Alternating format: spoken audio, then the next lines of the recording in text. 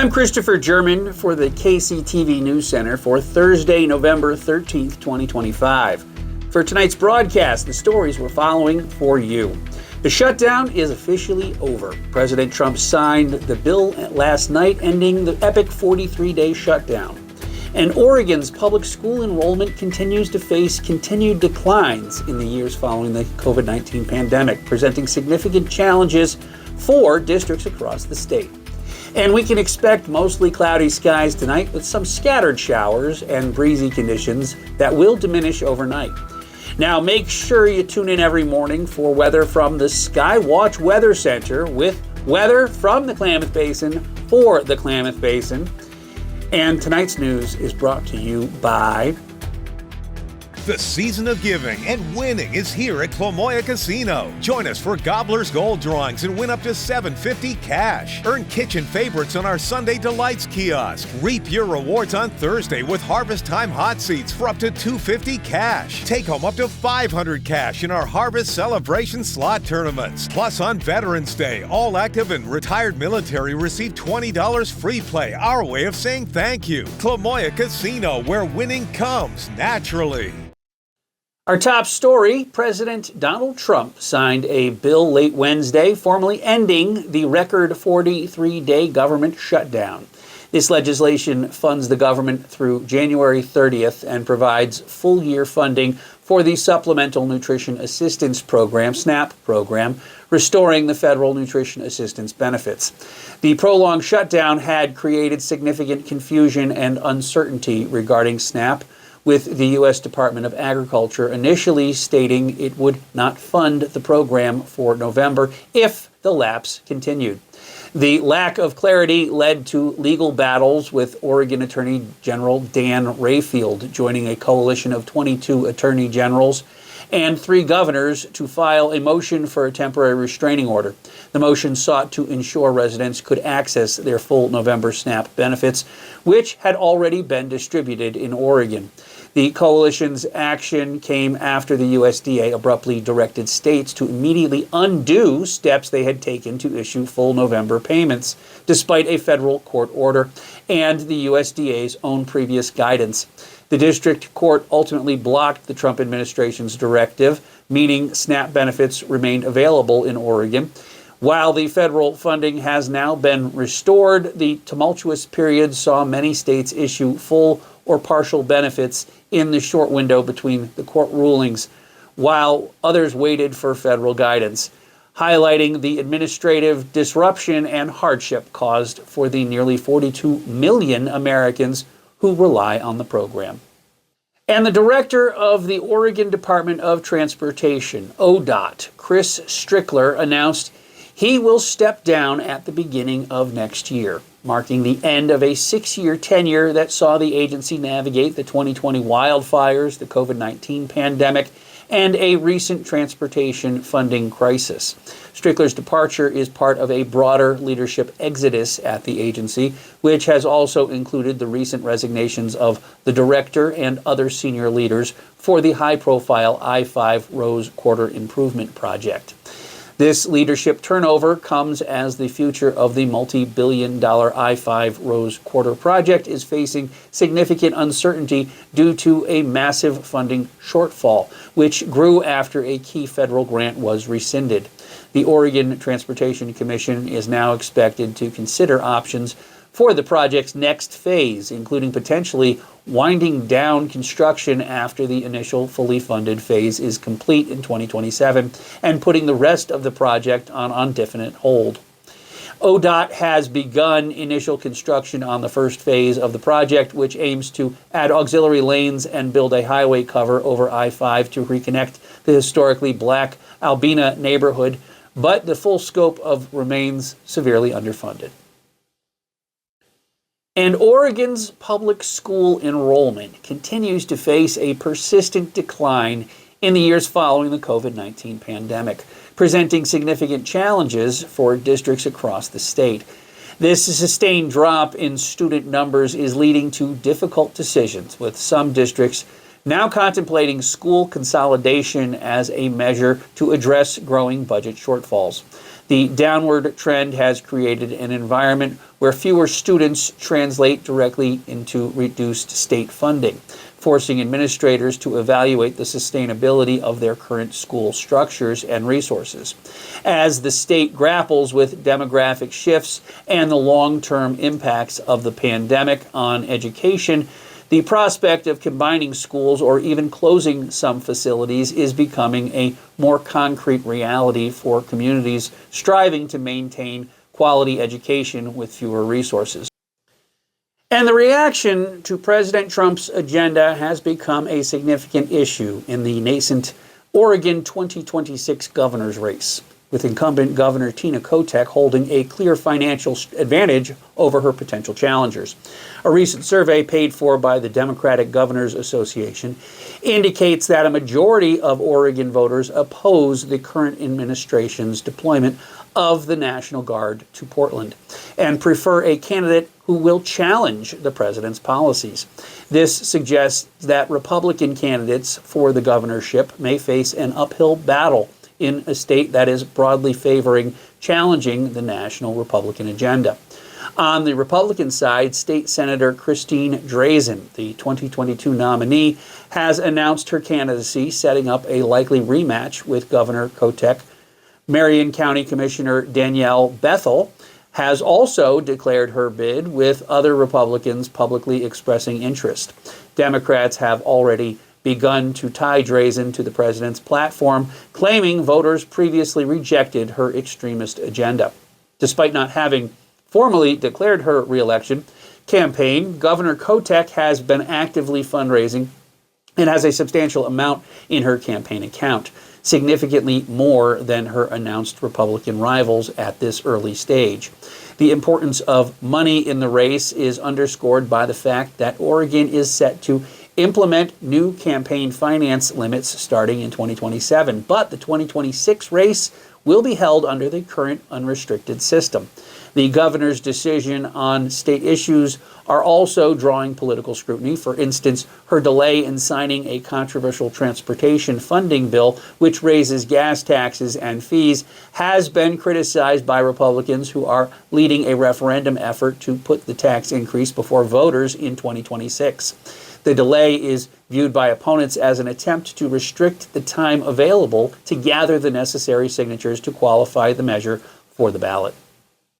And federal, state, and local health officials are urgently expanding a recall of By Heart Whole Nutrition infant formula as they investigate a multi-state outbreak of infant botulism.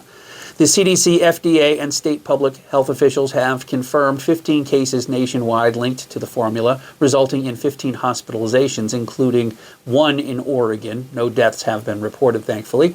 On November 11th, By Heart expanded its initial recall to include all By Heart Whole Nutrition infant formula products, encompassing all lot numbers, can sizes, and single-serve sticks sold online and at major retailers.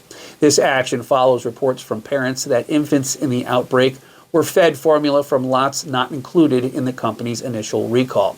Parents and caregivers are urged to stop using any By Heart Whole Nutrition infant formula immediately.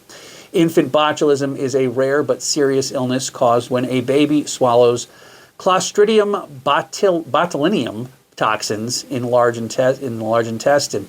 The illness often starts with constipation, but is usually first noticed as difficult feeding, a weak or altered cry, and loss of muscle tone. Because symptoms can take several weeks to develop, parents must remain vigilant. If an infant consumed the recalled formula and exhibits poor feeding, loss of head control, difficulty swallowing, or decreased facial expressions, seek immediately medical care. Parents should record the lot number and best buy date of any recalled formula they possess. If an infant was fed the powdered formula, the remaining product should be stored for at least a month, as the state health department may request it for testing. If the baby develops symptoms, all surfaces and items that touched the recalled formula should be washed with hot, soapy water or sanitized in a dishwasher. Businesses must stop selling or using all recalled By Heart infant formula immediately and sanitize any contaminated surfaces. For clinicians, the initial diagnosis of infant botulism relies on clinical symptoms. The Infant Botulism Treatment and Prevention Program offers 24/7 consultation for suspected cases. Physicians should call 510-231-7600 immediately if botulism is suspected. If clinical consultation supports the diagnosis, treatment with baby big should be beginning as soon as possible without waiting for laboratory confirmation. Infant botulism is a notifiable disease, and all suspected cases must be reported to the State Public Health Department at 971-673-1111. Untreated cases can progress to flaccid paralysis, breathing difficulties, and extended hospitalization. The FDA notes that By-Heart formula makes up an estimated 1% of all U.S. infant formula sales, and this outbreak is not expected to create a national shortage concern. The investigation is ongoing, and officials will share additional information as it becomes available. And Oregon has experienced the most significant drop in tax competitiveness among all U.S. states over the last 6 years, plummeting from an 8th place ranking to 35th in the annual State Tax Competitiveness Index published by the nonpartisan group Tax Foundation. The dramatic 27-place decline since July 1st, 2019 is primarily attributed to the state legislature's passage of the Corporate Activity Tax, the CAT tax, that year. The CAT, a modified gross receipts tax designed to fund public schools, is viewed by the Tax Foundation as layering a new tax on business operations in addition to the standard corporate income tax. This new business tax structure has significantly eroded Oregon's standing, with the foundation noting the CAT's high rate compound tax pyramiding effects typical of gross receipt taxes. The state plummeting rank comes amid an already intense public debate over local tax burdens, particularly in Portland. There is special levies passed for services like homeless programs and universal preschool have pushed the combined marginal tax rates for residents and businesses among the highest in the country. While Oregon continues to benefit from its lack of state sales tax, ranking 4th in the nation in that subcategory, its corporate tax structure now ranks 49th nationally, contributing to the overall decline. The Tax Foundation, which has studied U.S. taxes for 88 years, emphasizes that state tax competitiveness is a key factor in attracting and retaining business investment, jobs, and ultimately tax revenue. And local families will have a chance to see the popular animated children's series Molly of Denali on the big screen when the Ross Ragland Theater hosts a free showing of the special presentation Molly of Denali Crater Lake Adventures on Saturday, November 22nd at 2 p.m. The feature is part of the Molly's Epic Adventure miniseries, which sees Molly and her grandpa, Nat, traveling outside of Alaska to learn about different indigenous cultures across the United States. The special 2-episode screening focuses on the Klamath tribe and Oregon's stunning natural landscape. The program includes 2 episodes, Newt in My Boot and Old Man of the Lake. In the first story, Molly discovers a newt while exploring Wizard Island and learns from her friends in the Klamath tribe about the importance of respecting and returning wildlife to its natural habitat. The second episode centers on a dilemma for Molly after she takes a rock from Crater Lake only to learn the action is against Klamath tradition, prompting her to make amends after hearing the spooky legend of the Old Man of the Lake. The presentation, which celebrates indigenous knowledge and environmental stewardship, is offered to the community free of charge, sponsored by Southern Oregon PBS and the Ross Ragland Theater. The event will run from 2 to 4 p.m. And Klamath County residents can expect mostly cloudy skies tonight. Let's do a little weather now, shall we? Scattered showers will begin to fade as the night progresses, with dwindling coverage by morning. Winds will start off breezy, will become much lighter, potentially allowing for some patchy fog to develop in certain areas overnight. Overnight lows will drop into the 30s for the east side. Lingering showers are possible early Friday, but the day will be much quieter for the region. Skies are expected to turn partly cloudy, though winds will remain a bit gusty on the east side. Saturday looks to be a dry day for Klamath County. Morning fog is possible in the valleys, but bright skies are anticipated for the afternoon. High temperatures for Saturday are expected to be mainly above average. Next storm system is currently expected to arrive late Sunday and continue into Monday. While specific details are still a bit uncertain, this system will bring more rain and potentially higher elevation snow, with snow levels looking lower than any recent system we've had so far. Another storm system is possible around the middle of next week, promising more rain, wind, and higher elevation snow for the area. Well, that's it for today, folks. Tune in, get your views counted only at KCTV, and make sure you hit that subscribe button to KCTV on your favorite platforms. And make sure you log on to klamathcommunity.tv for the latest news, weather, lifestyle news, sports, including all these daily stories posted. And you'll find exclusively on the KCTV news page for KCTV News. I'm Christopher German. It's going to be a nice weekend, I think. It's not going to be that horrible. It's going to be a lot more chillier than we've had experienced thus far. And I think, we're kind of getting into that winter weather pattern. It's about halfway through November. And, it seems like this year it's a little bit chillier, a little bit earlier than it was last year at this time. But, this is part and parcel for the whole thing. And they say, based upon November, if we have a warm November, we're going to have a heck of a nasty winter. And thus far, we've had a very, very nice go of it. But after this, maybe that horrible winter weather is going to start coming into us, and we'll have to expect, we might have to deal with some snow, and we might have to deal with some ice and all kinds of other good stuff. But the snow tires are on my car right now, and we're doing our best to get through that. I hope you are also preparing for winter with your shovels and your salt and all the other things that you need to do to get your car ready for winter. And, that's just kind of the nature of living in the mountains, I think. That's where we choose to live. That's where we choose to make our homes. So that's what we have to deal with during this time of the year. But everybody, I think, loves a good snowy morning. Everybody loves seeing the snow that's out there. And, if that's what we have to deal with, I couldn't think of a more lustrous, lovely opportunity to enjoy some of the beautiful wintry landscape that we are going to offer.